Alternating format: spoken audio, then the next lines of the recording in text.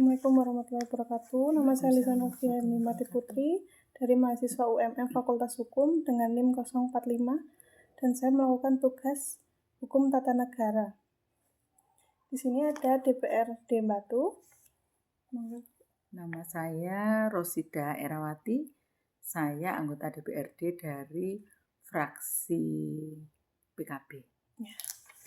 Saya mulai ya Bu ya. Ya. Pertama-tama, bagaimana peran partai politik dalam menghasilkan kader yang bersih dari KKN?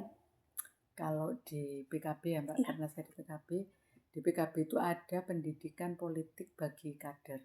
Ya. Dan itu dilakukan terus-menerus kalau di PKB. Jadi dimulai dari tingkat ranting, ya, sampai kemudian ke anak cabang, sampai ke cabang, kemudian ke wilayah, ya, ke DPW, sampai di tingkat pusat. Itu kami pelatihannya berjenjang. Dan kebetulan saya salah satu instruktur pelatihan di PKB. Instruktur pendidikan politik itu. Di situ dijelaskan banyak hal tentang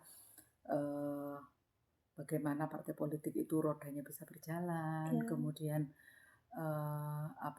bagaimana bisa menjadi kader yang benar-benar mumpuni yang nanti tak malu-maluin gitu ya, untuk terjun di masyarakat. Kemudian bagaimana menjadi kader partai yang meskipun tidak menjadi anggota legislatif tapi benar-benar paham kemauan partai, terus kemudian tujuan dan visi misi partai itu akan dibawa kemana, itu paham. Dan itu bagian dari kami sebagai instruktur.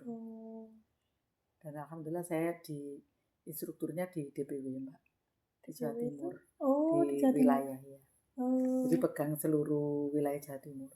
Banyak berarti ya Bu? Banyak. Kalau pas tugas gitu ya, tugas bisa ke Blitar, bisa ke Mojokerto, ke Sumeneb, ke sekitar Jawa Timur aja. Sekitar Jawa Timur. Lanjut pertanyaan kedua ya Bu ya. Bagaimana partai politik dapat memastikan bahwa kader-kader yang sudah terpilih benar-benar menjalankan prinsip anti KKN dalam tugas-tugasnya? Kalau di PKB itu ada aplikasinya. Kemudian dari aplikasi itu kita kan memasukkan apa saja yang sudah kita kerjakan. Mulai dari kedewanan, kemasyarakatan, kemudian kerja-kerja kita untuk mengawal kebijakan-kebijakan, macam-macam. Itu semua dimasukkan di dalam satu aplikasi dan dari situ nanti kita itu dimonitoring Mbak. Monitoringnya tiap bulan. Monitoring dan personal. Jadi enggak yang bareng-bareng. Enggak. Kita monitoringnya personal. Jadi BWA, terus kesulitan-kesulitannya apa, kendala-kendalanya apa, selama ini yang dihadapi ketika di interaksi dengan teman-teman di gedung dewan gimana. Kemudian apa saja yang sudah dikerjakan, semuanya kita komunikasikan. Dan itu fair, terbuka. Kayak gitu.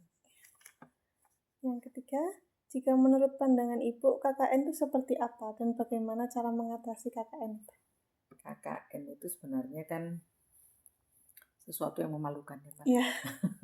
Sesuatu yang memalukan, dan itu karena saya sebagai pendidik ya, itu berawal dari pola asuh, dari lingkungan, dari apa yang didapatkan oleh seorang anak hingga membentuk mereka menjadi pribadi dewasa yang dalam tanda kutip tidak punya hati untuk melakukan hal-hal yang dilarang oleh agama dan bertentangan dengan ini Mbak, norma-norma sosial, norma-norma yang kita anut di negara ini.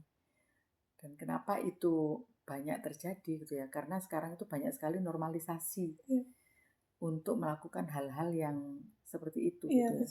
Sejenis itu.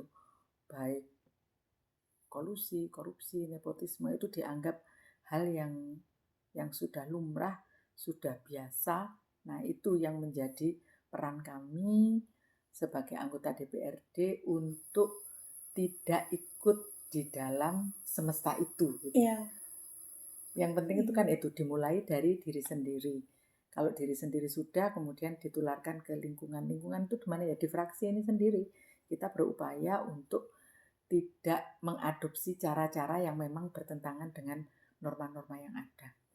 Kayak gitu, Mbak. Kalau nggak gitu, ya kapan akan bisa memutus rantai? Karena untuk memutus rantai KKN dalam skala yang besar itu butuh effort yang besar, kemudian ya butuh energi yang besar, butuh sinergi dari banyak pihak, dan itu tidak mudah untuk dilakukan. Iya.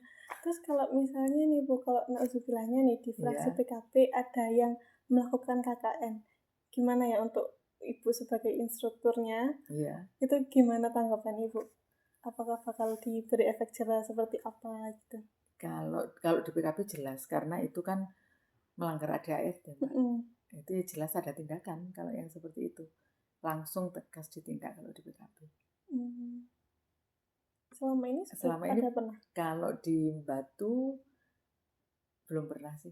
Di Batu alhamdulillah belum pernah ada yang seperti itu, yang melakukan hal seperti itu. Kalau di sekitar Jawa Timur yang Ibu instrukturkan tadi? Di sekitar Jawa Timur ya ada. Saya pernah menemui di satu kota dan itu langsung di-cut. Langsung di-cut, dikeluarkan dari partai. Konsekuensinya seperti itu.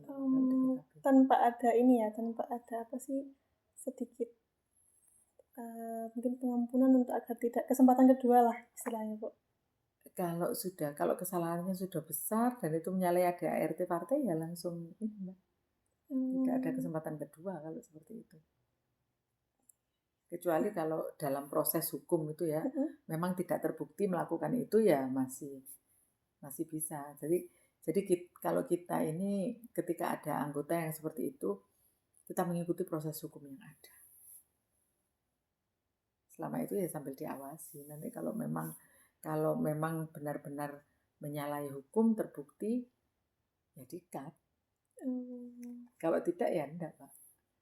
Jadi kalau sudah gitu. terlalu besar kesalahannya baru di-cut ya. Baru di-cut. Kalau masih kecil masih bisa dibenahi dulu gitu. Kalau kecil, mungkin kecil kayak misalnya korupsi masih kecil-kecilan. Kalau korupsi itu langsung, Mbak. Oh, langsung. Langsung. Kalau kolusi juga langsung. Kolusi ya langsung sama. Kalau nepotisme sama. Ya, semua sama ya langsung. Sama karena kan itu hal yang berkaitan satu sama lain ya. Gitu. Jadi nggak bisa di PKB itu karirnya berjenjang, Mbak. Nggak ujuk-ujuk mak petunduk terus langsung nggak seperti itu kalau di PKB. Saya saja yang instruktur itu masuk di kepengurusan. Instruktur itu kan persyaratannya harus masuk di kepengurusan ya. Sebelum saya jadi instruktur saya harus masuk di kepengurusan dulu. Kepengurusan pun saya harus jadi anggota dulu, berproses, kemudian menjadi pengurus. Karena saya ini kebetulan sekretaris Perempuan Bangsa. Perempuan Bangsa itu organisasi saya punya PKB yang perempuan. Itu. Saya di sekretaris. Sebelumnya saya ya anggota. Jadi kita itu benar-benar tahu dari bawah. Nah, kalaupun nanti terpilih seperti saya, itu ndak jumawa. Kita bisa merasakan teman-teman yang ada di bawah itu kayak gimana. Dan kita bisa mengakomodir usulan-usulan, kemudian ide-ide dari teman-teman yang ada di bawah untuk kita perjuangkan bareng-bareng. Gitu. Biar mengerti juga kondisi yang di bawah juga. Iya. Kalau gitu makasih ya Bu atas waktunya. Sama-sama. Makasih.